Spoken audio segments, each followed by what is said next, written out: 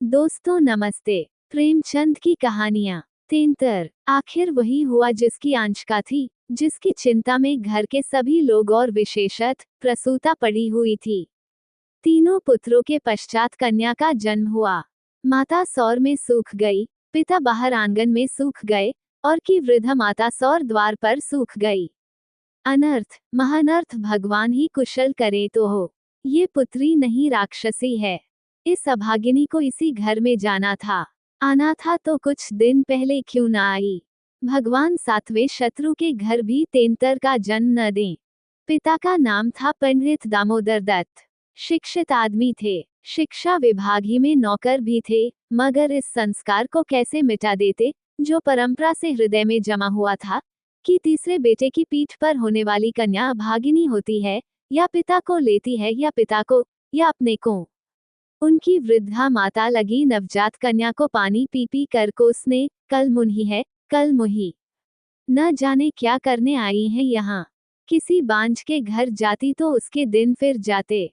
दामोदर दत्त दिल में तो घबराए हुए थे, पर माता को समझाने लगे, अम्मा तेंतर बेंतर कुछ नहीं, भगवान की इच्छा होती है, वही होता है।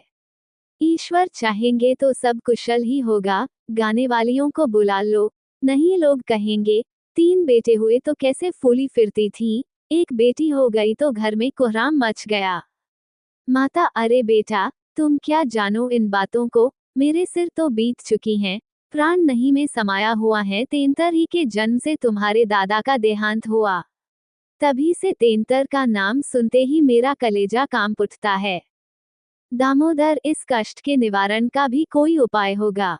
माता उपाय बताने को तो बहुत हैं, पंडित जी से पूछो तो कोई न कोई उपाय बता देंगे, पर इससे कुछ होता नहीं।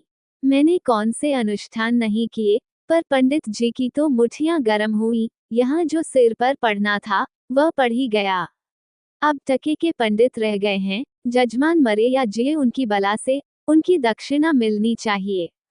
धीरे से लकड़ी दुबली पतली भी नहीं है, तीनों लकड़ों से हृष्ट पुष्ट है। बड़ी बड़ी आंखें हैं, पतले पतले लाल लाल ओंठ हैं, जैसे गुलाब की पत्ती। गोरा चिट्टा रंग है, लंबी सी नाक। कलमुही नहलाते समय रोई भी नहीं, टुकुर टुकुर ताकती रही। ये सब लक्षण कुछ अच्छे थोड़े ही है। दामोदर दत्त के तीनों लड़के सांवले थे, कुछ विशेष रूपवान भी न थे। लड़की के रूप का बखान सुनकर उनका चित्त कुछ प्रसन्न हुआ। बोले, अम्मा जी, तुम भगवान का नाम लेकर गाने वालियों को बुला भेजो, गाना बजाना होने दो। भाग्य में जो कुछ है वह तो होगा ही। माता जी तो हुलसता नहीं, करूं क्या। दामोदर, गाना न होने से कष्ट का निवारण तो होगा नहीं कि हो जाएगा। अगर इतने सस्ते जान छूटे तो न कराओ गान। माता, बुलाए लेती हूँ बेटा, जो कुछ होना था वह तो हो गया। इतने में दाई ने सौर में से पुकार कर कहा, बहू जी कहती हैं गाना वाना कराने का काम नहीं है। माता, भला उनसे कहो चुप बैठी रहे, बाहर निकल कर मनमानी करेगी। 12 ही दिन है, बहुत दिन नहीं है। बहुत इतराती फिरती थी, यह ना करूंगी, वो ना करूंगी। देवी क्या है, मर्दों की बातें सुनकर वही रट लगाने लगी थी, तो अब चुपके से बैठती क्यों नहीं। मैं तो तेंतर को अशुभ नहीं मानती, और सब बातों में मेमों की बराबरी करती हैं, तो इस बात में भी करे। ये कहकर माताजी ने नाइन को भेजा कि जाकर गाने वालियों को बुला ला, पड़ोस में भी कहती जाना। सवेरा होते ही बड़ा लड़का सोकर उठा और आंखें मलता हुआ जाकर दादी से पूछने लगा, बड़ी अम्मा, कल अम्मा को क्या हुआ। माता, लड़की तो हुई है। बालक खुशी से उछलकर बोला, ओहो हो, पैजनियां पहन पहन कर छुन छुन चलेगी, जरा मुझे दिखा दो दादी जी। माता, अरे क्या सौर में जाएगा, पागल हो गया है क्या। लड़के की उत्सुकता न माई, सौर के द्वार पर जाकर खड़ा हो गया और बोला, अम्मा जरा बच्ची को मुझे दिखा दो। दाई ने कहा, बच्ची अभी सोती है। बालक, जरा दिखा दो, गोद में लेकर। दाई ने कन्या उसे दिखा दी तो वहां से दौड़ता हुआ अपने छोटे भाई के पास पहुंचा और उन्हें जगा जगा कर खुशखबरी सुनाई। एक बोला, नन्ही सी होगी। बड़ा, बिल्कुल नन्ही सी, जैसी बड़ी गुड़िया। ऐसी गोरी है कि क्या किसी साहब की लड़की होगी। ये लड़की मैं लूंगा। सबसे छोटा बोला, हमको भी दिखा दो। तीनों मिलकर लड़की को देखने आए और वहां से बगलें बजाते उछलते कूदते बाहर आए। बड़ा, देखा कैसी है? मंझला कैसे आंखें बंद किए पड़ी थी। छोटा, हमें हमें तो देना। बड़ा, खूब द्वार पर बारात आएगी, हाथी घोड़े बाजे आतिशबाजी। मंझला और छोटा ऐसे मग्न हो रहे थे मानो वह मनोहर दृश्य आंखों के सामने है। उनके सरल नेत्र मनोल्लास से चमक रहे थे। मंझला बोला, फुलवारियां भी होंगी। छोटा, हम भी फूल लेंगे। छठी भी हुई, बरी भी हुई, गाना बजाना, खाना पिलाना, देना दिलाना सब कुछ हुआ। पर रस्म पूरी करने के लिए, दिल से नहीं, खुशी से नहीं। लड़की दिन दिन दुर्बल और अस्वस्थ होती जाती थी।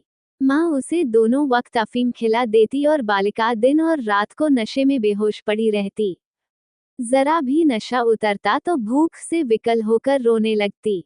माँ कुछ ऊपरी दूध पिलाकर अफीम खिला देती। आश्चर्य की बात तो ये थी कि अब की उसकी छाती में दूध नहीं उतरा। यूं भी उसे दूध दे से उतरता था, पर लड़कों की बेर उसे नाना प्रकार की दूधवर्धक औषधियां खिलाई जाती, बार बार शिशु को छाती से लगाया जाता, यहाँ तक कि दूध उतर ही आता था। पर अब की यह आयोजनाएं न की गईं। फूल सी बच्ची कुम्हलाती जाती थी। माँ तो कभी उसकी ओर ताकती भी न थी। हाँ, नाइन कभी चुटकियां बजाकर चुमकारती तो शिशु के मुख पर ऐसी दयनीय, ऐसी करुण वेदना अंकित दिखाई देती कि वह आंखें पोंछती हुई चली जाती थी। बहू से कुछ कहने सुनने का साहस न पड़ता। बड़ा लड़का सिद्धू बार बार कहता, अम्मा, बच्ची को दो तो बाहर से खिला लाऊं।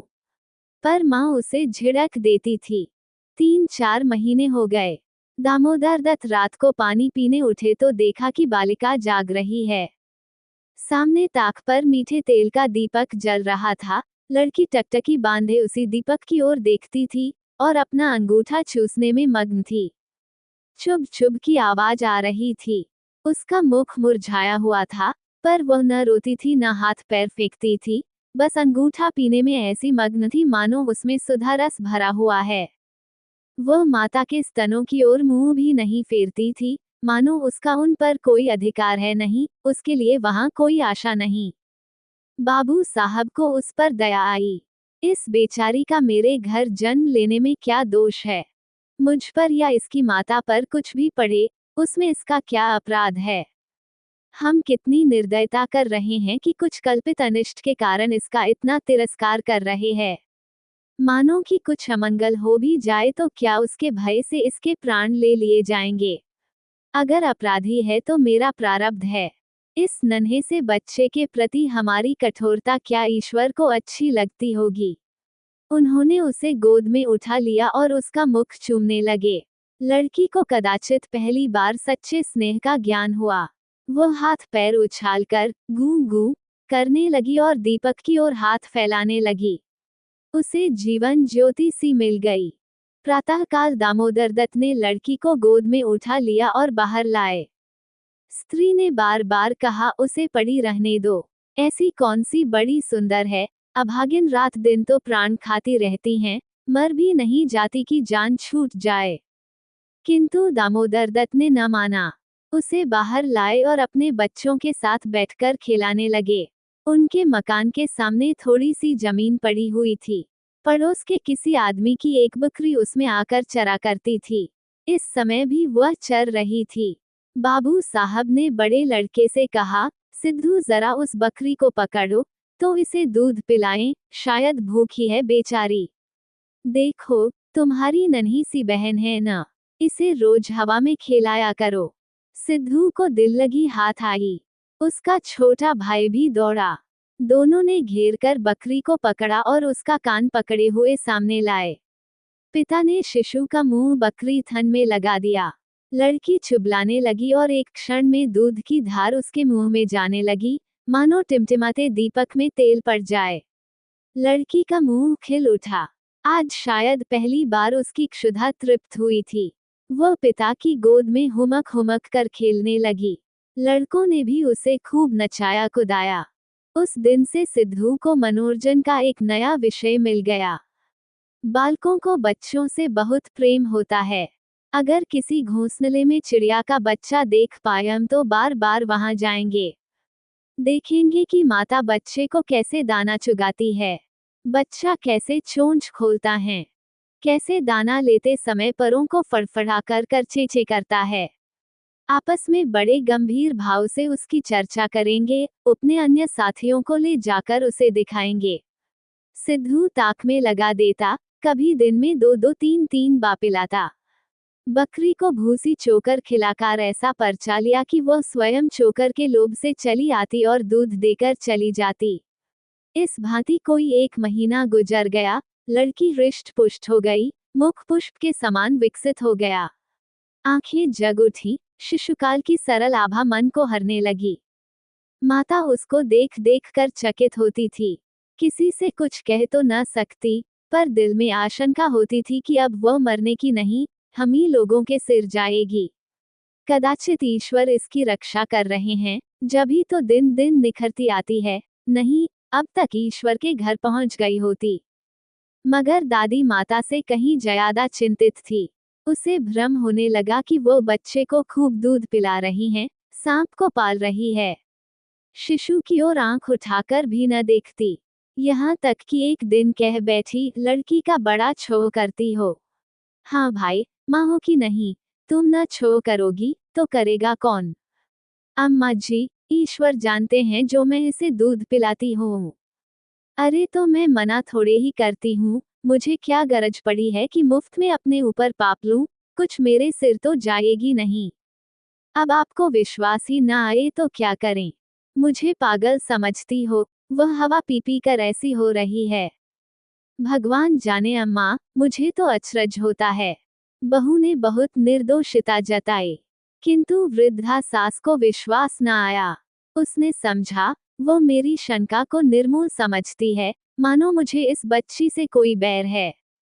उसके मन में यह भाव अंकुरित होने लगा कि इसे कुछ हो जोए तब ये समझे कि मैं झूठ नहीं कहती थी।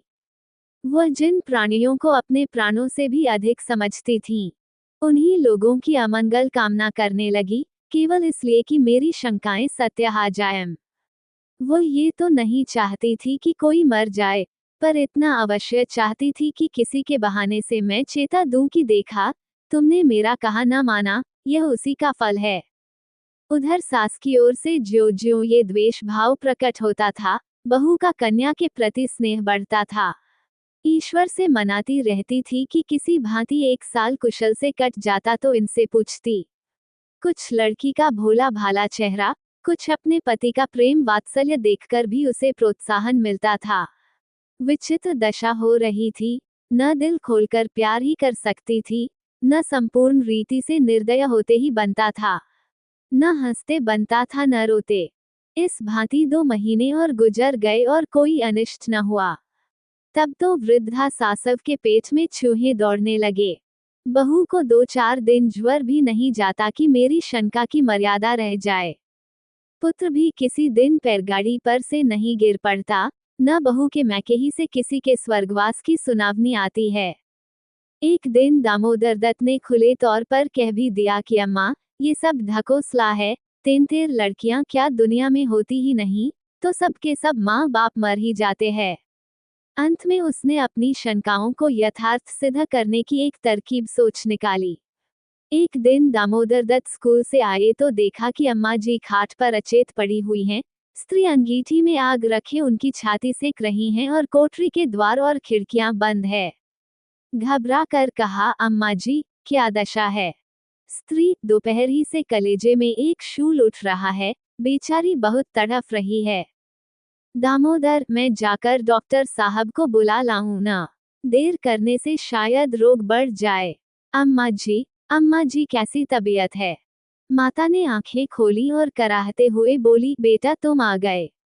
अब ना बचूंगी, हाय भगवान, अब ना बचूंगी। जैसे कोई कलेजे में बर्छी चुभा रहा हो, ऐसी पीड़ा कभी न हुई थी। इतनी उम्र बीत गई, ऐसी पीड़ा कभी न हुई। स्त्री, वह कलमुही छोकरी न जाने किस मनहूस घड़ी में पैदा हुई। सास, बेटा, सब भगवान करते हैं, ये बेचारी क्या जाने। देखो मैं मर जाऊं तो उसे कष्ट मत देना। अच्छा हुआ मेरे सिर आई, किसी के सिर तो जाती ही, मेरे ही सिर सही। हाय भगवान, अब न बचूंगी। दामोदर, जाकर डॉक्टर बुला लाऊं। अब भी लौटा आता हूँ। माता जी को केवल अपनी बात की मर्यादा निभानी थी, रुपए न खर्च कराने थे। बोली, नहीं बेटा, डॉक्टर के पास जाकर क्या करोगे? अरे, वो कोई ईश्वर है। डॉक्टर के पास जाकर क्या करोगे? अरे, वो कोई ईश्वर है। डॉक्टर अमृत पिला देगा, 10-20 वह भी ले जाएगा। डॉक्टर वैद्य से कुछ न होगा। बेटा, तुम कपड़े उतारो, मेरे पास बैठकर भागवत पढ़ो। अब न बचूंगी, अब न बचूंगी। हाय राम। दामोदर, तेंतर बुरी चीज है। मैं समझता था कि ढकोसला है। स्त्री, इसी से मैं उसे कभी नहीं लगाती थी। माता, बेटा, बच्चों को आराम से रखना, भगवान तुम लोगों को सुखी रखें। अच्छा हुआ मेरे ही सिर गई, तुम लोगों के सामने मेरा परलोक हो जाएगा। कहीं किसी दूसरे के सिर जाती तो क्या होता राम। भगवान ने मेरी विनती सुन ली। हाय हाय। दामोदर दत्त को निश्चय हो गया कि अब अम्मा न बचेंगी। बड़ा दुख हुआ। उनके मन की बात होती तो वह मां के बदले तेंतर को न स्वीकार करते। जिस जननी ने जन्म दिया, नाना प्रकार के कष्ट झेलकर उनका पालन पोषण किया, अकाल वैधव्य को प्राप्त होकर भी उनकी शिक्षा का प्रबंध किया, उसके सामने एक दुधमुही बच्ची का क्या मूल्य था, जिसके हाथ का एक गिलास पानी भी वह न जानते थे। शोकातुर हो कपड़े उतारे और मां के सिरहाने बैठकर भागवत की कथा सुनाने लगे। रात को बहू भोजन बनाने चली तो सास से बोली, अम्मा जी, तुम्हारे लिए थोड़ा सा साबूदाना छोड़ दूं। माता ने व्यंग्य करके कहा, बेटी, अन्य बिना ना मारो, भला साबूदाना मुझसे खाया जाएगा। जाऊं, थोड़ी पूरियां छान लो। पड़े पड़े जो कुछ इच्छा होगी, खा लूंगी, कचौरियां भी बना लेना। मरती हूं तो भोजन को तरस तरस क्यों मरूं। थोड़ी मलाई भी मंगवा लेना, चौक की हो। फिर थोड़े खाने आऊंगी बेटी। थोड़े से केले मंगवा लेना, कलेजे के दर्द में केले खाने से आराम होता है। भोजन के समय पीड़ा शांत हो गई, लेकिन आध घंटे बाद फिर जोर से होने लगी। आधी रात के समय कहीं जाकर उनकी आंख लगी। 1 सप्ताह तक उनकी यही दशा रही, दिन भर पड़ी कराहा करती, बस भोजन के समय जरा वेदना कम हो जाती। दामोदर दत्त सिरहाने बैठे पंखा झलते और मातृवियोग के आगत शोक से रोते। घर की महरी ने मोहल्ले भर में एक खबर फैला दी। पड़ोसने देखने आई तो सारा इल्जाम बालिका के सिर गया। एक ने कहा, ये तो कहो बड़ी कुशल हुई कि बुढ़िया के सिर गई, नहीं तो तेंतर माँ बाप दो में से एक को लेकर तभी शांत होती है। दैव न करे कि किसी के घर तेंतर का जन्म हो। दूसरी बोली, मेरे तो तेंतर का नाम सुनते ही रोए खड़े हो जाते हैं। भगवान बांझ रखे पर तेंतर का जन्म न दें। 1 सप्ताह के बाद वृद्धा का कष्ट निवारण हुआ, मरने में कोई कसर न थी, वह तो कहूँ पुरुषों का पुण्य प्रताप था। ब्राह्मणों को गोदान दिया गया, दुर्गा पाठ हुआ, तब कहीं जाके संकट कटा।